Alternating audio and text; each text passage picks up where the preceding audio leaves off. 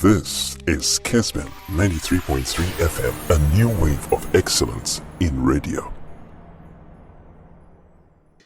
All right, it's your question and then an opinion and a euro. You know, the word of transfers. Teams in the beauty say player required, say player required. Yeah. If you there concrete, if you there close. If you so try someone be make you there be near share the out and on a beba. It is also mostly in PMP in recent times they do transfers. I won't say England the whole giddy.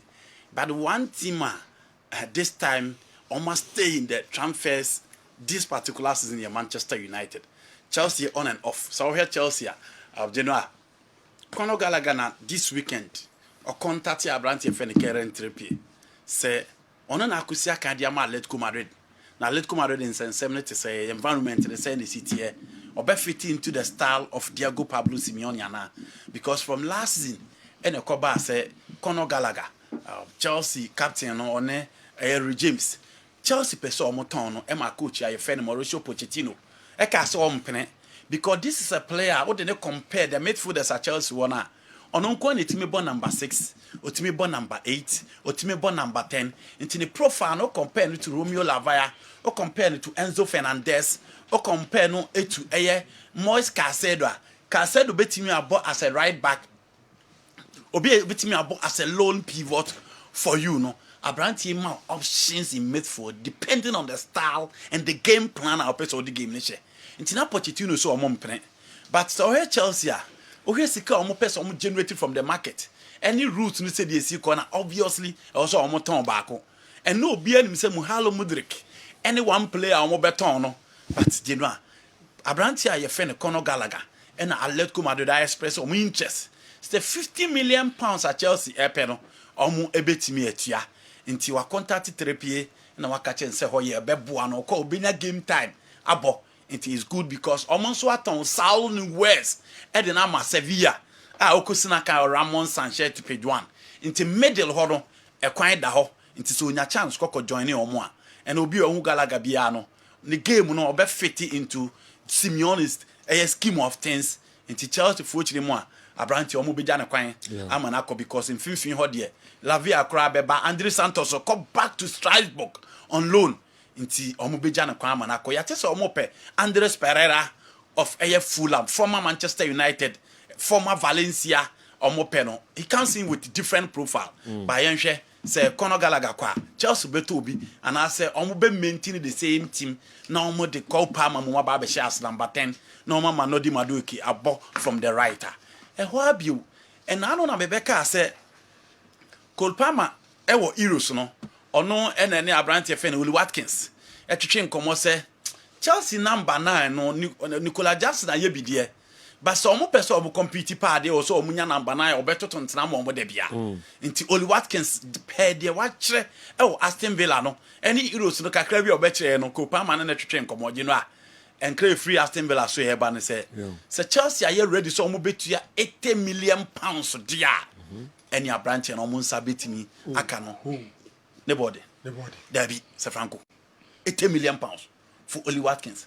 Lenny Euro motor say 52 million pounds. And I'm a boy. I know. This is a player on your starter for the French national team. This is a young player who has huge potential coming up. Only a 52 on your striker, on your midfielder. Now they compare you there, then you think. And even within the recent market, Newcastle United striker, Isaac. Almost per 115 million pounds for Isaac. Inti obviously we born effort. Normally age in the affective, but I think that at 28 Oli Watkins is at his prime. Yes. So if 80 is the initial asking price, I think it's okay. It's okay. Vito Osimhen here 115. You look at the market and you know this is a player why are consistent for Aston Villa. Onimbo onye player abeka so 10 about mama na kokatum. Obejai Champions League slot no abebo Chelsea. Well, it depends. Iska any day or onim say oba big club how consistent Aston Villa be or the Champions League. The last time Oba been here way back at check and he said yo over Chelsea you are even assured so one more Champions League this season. Next season you'll be in the Europa or you'll be in the Champions League. Into that assurance na Well, football strikers na omo ba Chelsea dia omo bre but say you say o pe obi o market na sa branch we 80 dia mu halo Modric mo ye say you Christopher Nkunku bo no na efo but injuries e wo ho Enzo Fernandez o ye midfield na ye say Oli Watkins 80 million pounds say Chelsea wa no a mo mam ho nye ha na mo nkofa no medina ni mo emfa mam. Now this season team and campaign P transfers the draw one tanti or mon case player person free ho Manchester City. But so watch na ba betu just Kevin De Bruyne person oko. And Saudi for na tracking na Man City for na ba no ma ba be deny. This weekend the ba say Kevin De Bruyne any omo agree on personal terms. City for ba be deny. You know, so omo person omo extend Kevin De Bruyne the contract. No crew omo say age, injuries. Work Kevin De Bruyne ball mu no. So we team a obet na tira adwere ho kakra. But again, obesa busa so ye player na obema 25 games a season. Resource ni production line or the bema no other players don't bet me. Because he said the last games na ye crucial for Manchester City proud to omo be win the UEFA the EPL last season no. January na Kevin De Bruyne brepa no ntimi mo. He suffered in the big games in the Champions League too. And a hard team afraid of Manchester City. But still, he's a quality material. Oba Iros no be who ball out a boy. So she in and around the EPL that's also open replacement. Manchester City initially, no more person more kofa Abrante friend Lucas Paqueta. Ebabe replacing Kevin De Bruyne. Kevin De Bruyne offers more in midfield than Lucas Paqueta. And now Paqueta and Sensem any the betting issues na mo free. Again, nobody decided to move call for Bruno Guimaraes. No, something about. So we Bruno Guimaraes, he's more like Rodri than Kevin De Bruyne because you see a deep lying playmaker, a conductor, and on said to me intercepted play. As I protected the back line as a city midfielder. Into De Bruyne profile when I diaba. Give him more years, at least 2 seasons, or better offer a lot. Into Manchester City Trema. You know, and also they are not deny. Edison Morales, goalkeeper, and also Saudi Fonu chasing the initially, Saudi Fone buy, and Man City for an ampre, and Saudi Fona Quacofa, branch of any Bento, idea free Brazil, but then still almost a track here, Edison, and then Crab and they say 30+ million pounds of bar to my friend Manchester City Beijing. I'm a branch of friend Edison Morales, and so Ako. Julian Alvarez, the to Manchester City, and him say. This season your person started. On your player also on a bench. A country like Argentina almost dominated the European game, no? The world game these days. In the class of number 9 it's on a bench. And ocean you free bench bar or the bar. You know, imagine Julian Alvarez starting for Chelsea as their number 9. And I say any of the top team. Now Jinas number 9, PG, Elusu Kelele Mbappe. Now we be Jina na nye Goncalo Ramos ni Kolomwani Mafe Krano. Or for more. But Manchester City, because of Erling Haaland, a performance into the bench. Or the City penning for him say, Omunyana Quine, Najino, no son corner uncle and Kosiakai. But City still convincing him to stay because team Abba marketing Munero, Atletico Madrid, a ho enna, Sisi, or Mabasa or Mope Julian Alvarez. Still in Manchester, now me by the rare side of Manchester, Manchester United. Say you. Transfers no omo do su mpa bi rumor ebi mun so ha omo said Dan Ashworth why keen in the market for players into omo link players bebre e de Man United. Sofiane Amrabat United for na ya where they will not trigger a clause na nka also omo de turn no. It is the reason why they are looking for a pivot.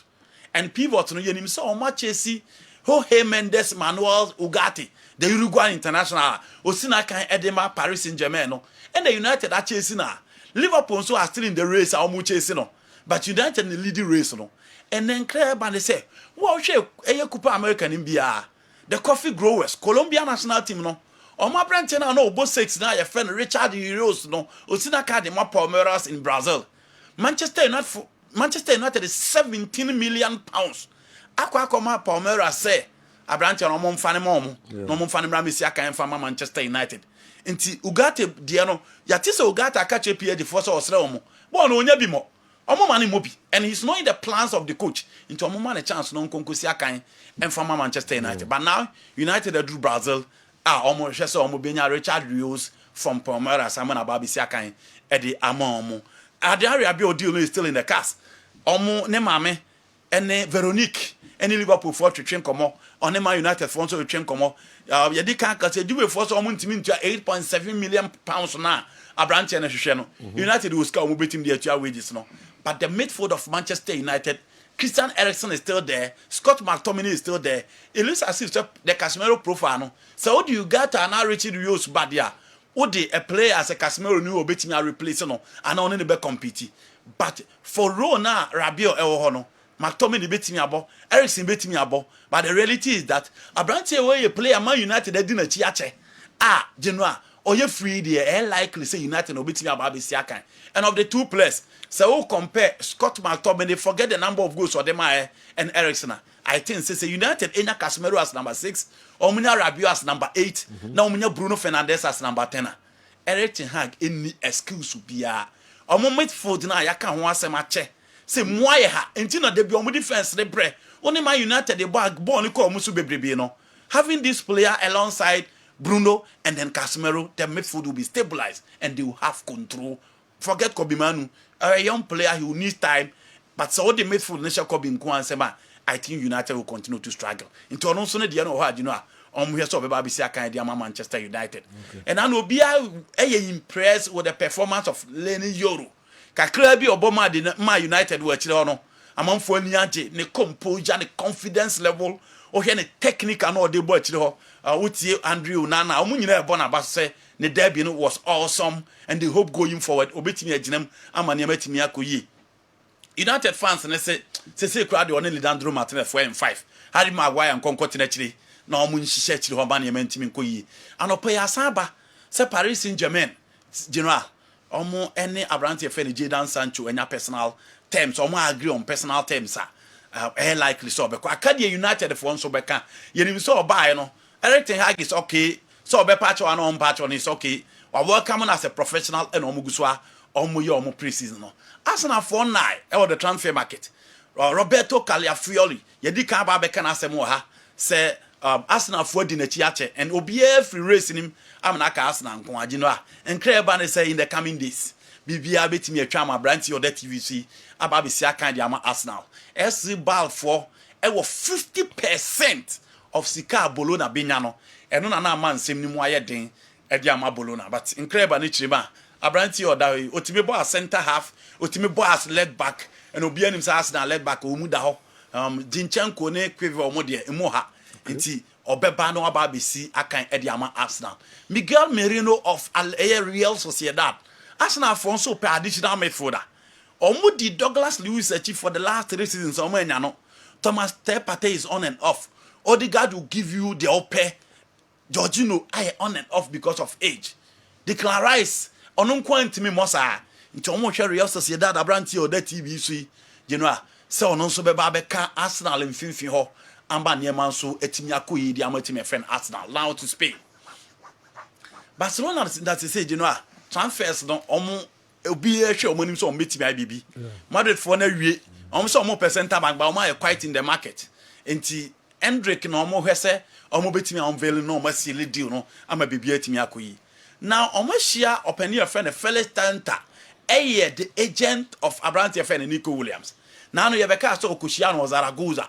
Enti omo hwese omo be man contract no na nimanimu ya general this week there also omo wi Abrante friend Nico Williams there no eno ne nsem free FC Barcelona eba so omo be wi Abrante Ghana ni Abrante esi a Ghana omo hwese omo ne Felix Tanta be wi deal no na next week omo duru Abrante friend Daniel Omo ono so ometimi awie ne deal nti je no a we mu ne nsema ekoso within the transfer market. Okay, menim say narrow di bi beka ho transfers no na dey ba ko Chelsea supporters sila no monti omo ho say busa questions bebrebe Conor Gallagher dey no man for say PSR the profit and sustainability rule no and Emma Chelsea turn to balance their books 50 million price tag no any form no for Gallagher.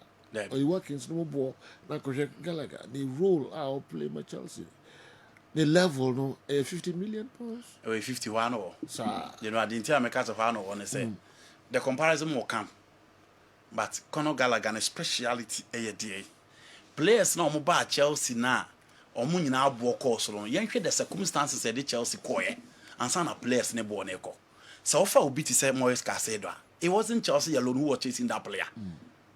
Liverpool last minute crowd almost so about betna Liverpool all queen. So Chelsea were desperate for that particular signing. The same thing applies to Romeo Lavia. Todd Bowley Mababe for team no they need to make a statement. Liverpool said the Romeo Lavia be almost Chelsea supporters na Bamabu they were down. They need to push for that particular deal and they pay that amount. Into almost situation at that time at Chelsea they pushing for no. Chelsea were in a desperate situation. It is the reason why they paid that huge amount of money for that player. So for Enzo Fernandez, 14 games in the Premier La Liga, excellent in the Champions League games and Champions League games Enzo Fernandez or the gene power the game against Paris Saint-Germain. The PSG midfield and the quality of the PSG team at the time. Na share home and away game performance on Fiorentino Luis team outclass Marco Verratti and other midfielders no PSG team and also Kokoje World Cup and Obio Nim Benfica players. The list can go on and on from David Luiz, Ramirez Santos, Fabian Angel Di Maria, Joao Felix. General omo free Benfica ba Europe omo board thing omo mfanye bo for and no can who be nema Enzo Buon e course but see as Osha Kono Gallagher I agree. Last season, Senyeko Palmer goes now, but born the last minute. It did raise Chelsea now. For me, the first half of the season, he was the best player of the Chelsea team. Or you're part of the English national team. But again, the production line or you're versatile. But se do Siano. So ocean marketing how many teams na HSC player because also Emma players price tag e kosro. Se kobase wepe Emma bo kosro. But see akwa say Chelsea momukra na MP player no. And almost force were in the film because ordinarily, so who analyzed the Chelsea midfield now? Also, Pamubia and you're only playing because of Pam. But Chelsea for Chinchina from last season, and you know the moment I open position who are my teams, who say player open so on the price tag above him. It is the reason why I think Chelsea has to to that £50 million. All right. Now, General, I think the £50 million is quite okay. Looking at his profile, I agree with Andy. The aim in cry is as a season after season, it's like a Konokaraga and a Soko. No matter the performance, and Sisa will be arguing that, especially under the current regime of Chelsea paying for. It will be an argument by you say, Omombe two omon peso mujado dona coin or can't because who Shemupa Chelsea midfield now, the current leadership on inherit, no any the main person our cow. And probably it's one of the reasons. Otherwise, a Chelsea person Karaga. He's one of the person or England, notwithstanding all the talent England have in their midfield, no, he's still one of them. Yet, in Kaoka, homegrown talent, and also or you're one of them. But Chelsea prefers to let him go. I think that Atletico Madrid will be a very good destination because coach, hard workers. And this guy is a hard worker. He never stopped running. He never stopped running. Now, influencing game in both boxes. He other friend a typical box-to-box midfielder. So for me, he will be a very good addition to Atletico Madrid team. Oh, General, still at no be free Gallagher honina a profit. Because all free youth side no a profit by Chelsea. I be balance your books one here FFP rules about Chelsea. Yes. I would say your players be the same Konogaraga 50 million assuming so much on 50 million. Maybe I'll turn Enzo 50 million. It's possible. Say Enzo transfer to Chelsea, the selling club had onward transfer percentage. So what it means is that we turn Enzo at 50. Let's assume the mother club ni be 20%. What it means is that we turn Enzo at 50. Now turn Konogaraga at 50.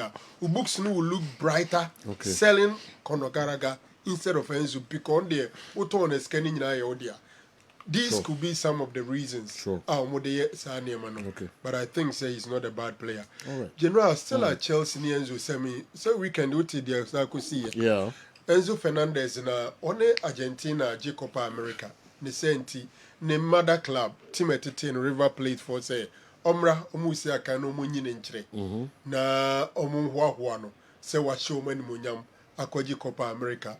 ye no didn't chere the whole stadium sorry and you mo akoto nyama ne no no na the whole stadium as how sorry a omo to de ma Enzo Fernandez na eno na sa Kenya mu bim ama amanfo gidi say ene ebufuhyew na ebekọ Enzo so no ebedo so nti say de e kamea ko say Enzo nya public appearance bia enwuma ye to ede huru France front tutuntum fo ne wo mu no and Argentina for no to the man. Yedi catch him said this song was not composed just recently ahead of Argentina versus France in Qatar 2022. And a group of fans they created that song. They made the most Argentine supporters group. A very popular song. No more to Eddie Who France for the Enzo actually no almost had to Friday no. The case be another that England no matter transfer deal buano for. Minim Swatia. After Sure. I think almost driving offenses be. Omako yi case in a baby. Enzo Befebi, trust you, General. My dreams on chassis and who will be free England. Because Uncle Fu we are so in the same way. Yes, is Andy forgetting that there is some FFP rule that clubs have to comply with? The way he's asking Chelsea to buy some expensive strikers worth over £80 million. They've not even managed to sell Gallagher. Okay, when a player is not in high demand, his club cannot overprice him. That is the case with Gallagher of Chelsea. If Chelsea quotes over £50 million, they will not get a buyer. Kofi Kaswa. I think he's spot on. Yeah. He's spot on. But I think Sunday society the same points there. Nobody in yes team say near Brepeno and a Chelsea Nankasa and a Pesoton and Untina Buono from Atletico for Omunkutu and Omunfanonko. General Cesc Fabregas. Say transfer in the Abuboswa Arsenal or more transfer no. You know, last season Arsenal really spent about £200 million sterling on some 3 players. Into this season, Oma a bit tactful in terms of expenditure already. Oma make it David Raya transfer a permanent one, paying some £27 million sterling to Brentford. Ni Arsenal who has says some French players. On bit to my Tom Numa Reziska, the likes of Smith Rowe, Nelson, and probably Edin Ketia, they are hoping some bit my Rizzi about some £80 million sterling, 1890 no more they are market. And already Carafiel there, MZ, it's almost a done deal. But I think Andy he will have a competition with Zinchenko. Zinchenko last season they were them Arsenal. The good thing for this boy as far as Arsenal is concerned, an ability to play in central defense. Because Arsenal situation, a Kamia Kweze in world football now, the best central defensive pair, boys no body Arsenal, Saliba and then Gabriel. Now Kobasa established centre backs. It's difficult say obey show about team because more about when you're too sure. Say manager be taking risk to break those solid central defensive pair. Oba they are not about it and no sent in your netting. But when you're a left full back or say to me about central defender, then it means that or you're more or less assured of a first team game as left full back. Now said that should be a Kobase 2 centre backs and back when you're available. Then you push him there. So for me, it's a strategic signing now. Arsenal to me, they've got a backup for central defense and probably a starter or a backup for the left full back position. Okay. Yeah, trust Vincent you. General, maybe me Fabregas. I come here because and them say Arsene Wenger man was say mu pejao. Mikel Arteta Juma Kama. Nano Patrick Vieira Oma Yinedi. Strasbourg Yinedi. US 4% dom national team. 4% dom national team Patrick Vieira. Now Fabregas, Fabregas is just around 37 or so. Coaching on Shadanye Bibri because he was only, I think last 2 seasons or retire with Como Fono. Or retire no Moyeno, assistant to the Welsh manager. No more. He played some few matches as an acting manager. And they more manager no Como Fono say Oma Pejano say Onkonkoye head of the development side of the Como team. And then Mama Fabregas some 4 years contract. Now Fab you see the influence and in the relationship to get some accomplished players. Said the Bomba already Varane they know in advanced stage it be a Rafael Varane Ebeko Akobo Ediama Fabregas. Teams now we of no man who Varane or Mabera Akobo team. Kumuno. If you are injuries in the deal. The Ranko Obama 15 matches create chess the Bibri de Bema. Or Kokumu. Man, you Frank as a question of Monaco. Injuries is like another issue. It's in Okokum. I'm told that Arthur Melo, that boy made so much promise, but he could not make it. Barcelona, Juventus, and all that. And Komo Bachelor say far personally, as Arthur Melo, as a Dinko Mare say, and Yema Bekoye. He's one of the guys who also had a chance to play in big teams, playing for Liverpool, Barcelona, and all that. And he thinks he needs some of these senior guys. Said a young team, no, leaning on them, no matter get it to the top. I think a strategic signing for AFAB. And you know, I can't players as footballers. No minimum bonomu senya the opportunity to be trained by legendary managers ubetumi the Fab account. Basa ayana who are Rishemu bi say obey a good manager. Or pass it, I think Pep coached him at Barcelona. Okay. Arsene Wenger coached him at Arsenal. Then at Chelsea, he was coached by Mourinho. And Conte. Antonio Conte also coached him. So look at the coaches. So ufa Pep in some, ufa Mourinho in some, ufa Antonio Conte in some. Na so manager. What it means is that so we a good learner. Ufa Arsene Wenger, one of the teachers in footballer. As a trainer say, you have the potential to make it. So for me, I'm wishing Fab the best of everything. He's one of the guys I'm sure will make it to the top. I love him. He was one of the guys you call gentlemen in football.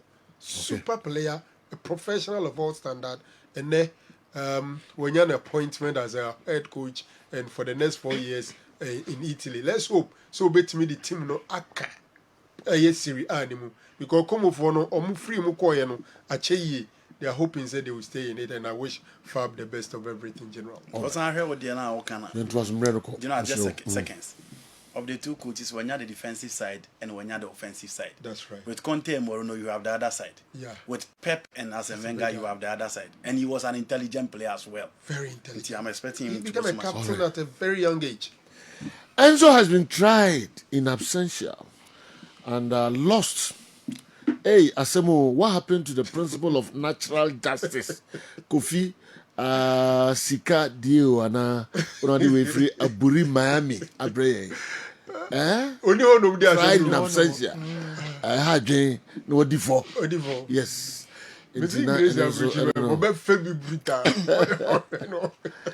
Aburi Miami, ni nyaware. Yakofa asem di asem no. Aburi nankasa part of Aburi tita butchery. Na sana meti no minko hoda. Yes, minko Aburi na mpesa miko. So baby a hot jubia mpesa miko. Mako botanical gardens ni Ode baby a hot jubia de. Baby say ye ni. That's all you have. We have a comedy idea. No, go dey baby. Because say baby a hot tone say Weather near chill. Yes. It's a good word. Alcohol. Once. Wow. We spent some nights. Yenko way. Kaunya partner ananga. Our casa. Kasa. Our way the same answer. What's with our partner now about him? About Kobe. Me who are there make a crampo. Me Kukum nam dia ko. Nam ni ade. Namo. Yeah, no, me di Jimmy. Bacho Obua pa. We need to be able to do it. We need to be able to do it. Awa Muhammad Ayer who say Jama we are angels now the Obua. Our only baby out to it. It was screen it. These guys from USA celebrities no pop stars no hip life. I will be able to employ state of mind and now to the other journey. Pasa for you music. Send me tie na. Na me ka o dia o go for better say we na masa obua. Me si wa koto juma. Na se ma koto za awa. Me nyuma mo kra no. Miki be pre me say mesi me hwa mesi. Na tiko na hwe me. them see music ni wa where go it tap on the night na asampasa foi ehurifa na awo just na ni dia no I'm telling you na ni dia ni way enyom ni so me rap personal anyway and ewo wi ase open nyom pa enyom no so ni se bia wa enyom a e obi anim se we dia yes and na open em to open nam yes awa now there what you three me no go quality yeah we want to pen nam ja pages me na open nyom pen nam na doko dia ni wa open say adi ye liar na say you me fala ya Masa we know you me